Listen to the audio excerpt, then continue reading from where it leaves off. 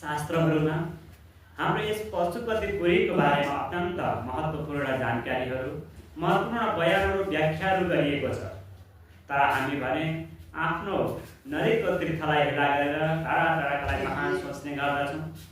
तर हाम्रा शास्त्रहरूले नेपालमा भएका पशुपतिनाथ, मुक्तिनाथ, दामोदर कुण्ड, गोसाई कुण्ड, अनेक किसिमका तीर्थहरूको अत्यन्त व्याख्या सूक्ष्म रूपमा व्याख्या गरिएको छ। शास्त्रमा भनिएको छ, स्कन्द पुराणमा स्वयं व्यासजी महाराज भन्नुहुन्छ, द्वीपानां चैव सप्तानां जम्बुद्वीपो महोत्तमः। द्वीपहरूमा 7वटा द्वीपहरू छन्, जसमा जम्बुद्वीप अत्यन्त पावन पवित्र रहेको छ। जम्बुद्वीप भनेको हाम्रो यो नेपाल, भारत आदि इत्यादि देशहरू पर्दछ। यो अत्यन्त पावन पवित्र भूमि। यहाँ जन्म लिनु अथवा मर्नु दुवै मोक्षको लागि उत्तम छ। जन्म लियो यस भूमिमा, यो पावन भूमिमा जसको मृत्यु हुन्छ ऊ त मोक्षको अधिकारी हुन्छ। अलिकति कर्मको त व्याख्या गरिन्छ नि, चित्रगुप्तले त आफ्नो लेखेकै छ। चित्रगुप्तले त तपाईँ हामीले गरेका साना साना कर्मलाई एउटाले यसो हामीले यहाँ काम गर्नलाई घुस पाए जस्तो हुँदैन। चित्रगुप्तलाई अलिअलि धर्म गरेर अनि त्यहाँबाट पाप लुकाउनु चाहिँ जस्तो हुँदैन। पाप गरेर गोदान गरेर त पाप कटिनेवाला छैन। चित्रगुप्तकोमा त तपाईँले गरेका सेकेन्ड निवेशका कर्महरूको त्यहाँ लेखिएको हुन्छ। त्यसको कर्म तपाईँ हामीले अवश्य पनि भोग्नु पर्दछ। अवश्य भोक्तव्यम कर्म शुभ अशुभम। कर्म शुभ होस् या अशुभ होस्, त्यसको कर्म त अवश्य नै फल त भोग्नु नै पर्दछ।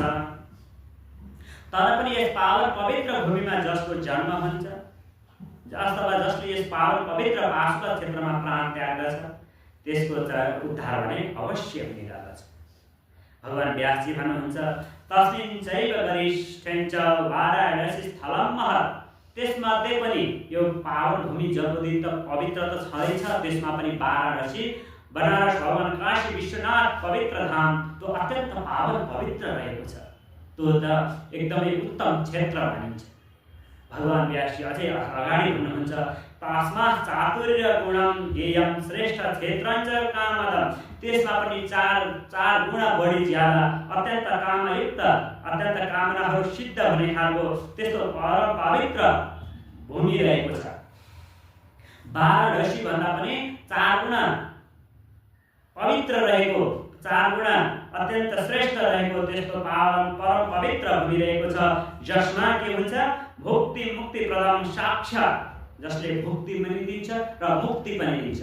भुक्ति भनेको यो मर्त्यलोकमा जीवन जारी आनन्दित प्रदान गर्छ भने यो मर्त्यलोकलाई त्यागिसकेपछि परम सायुज्यता लोक प्रदान गर्ने त्यस्तो मुक्ति भुक्ति मुक्ति प्रदान साक्षात् पाशुपति स्थलम।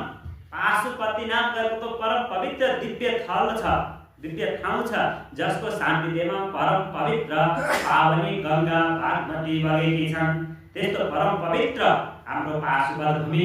साँच्चै नै यो भूमिको दर्शन गर्नाले, यो भूमिको स्पर्श गर्नाले, यो भूमिको नाम मात्रै श्रवण गर्नाले पनि जन्मौँ जन्मान्तरका सकल पापहरू नष्ट भएर मानव शुद्ध बुद्ध आत्मा भएर परम पवित्र धाममा प्रवेश गर्न पाउँदछ।